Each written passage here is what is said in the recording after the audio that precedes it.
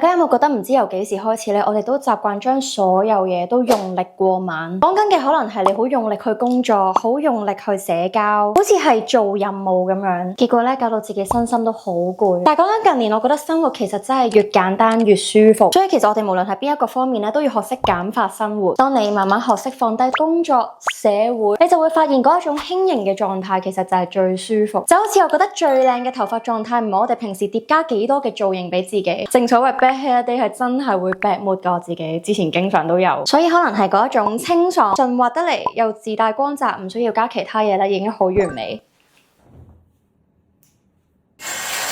其實就算我嘅護髮流程咧，一直都冇大家想象中咁複雜。每次洗完頭之後咧，只係好簡單2個 step。大家都識 Tresemme 啦，但係你知唔知呢一個黃牌黑金髮膜我超級中意。頭先大家睇我用嘅時候咧，可能你會見到佢嘅質地咧係比較結身啦，同埋好 rich 嘅。但係其實咧佢係一啲都唔立。依家吹埋個頭咧，俾大家睇下把頭髮咧個光澤感係會靚到黐線。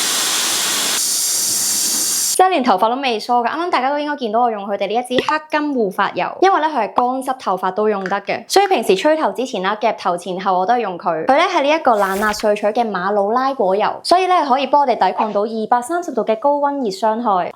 你睇我依家把頭髮見唔見到？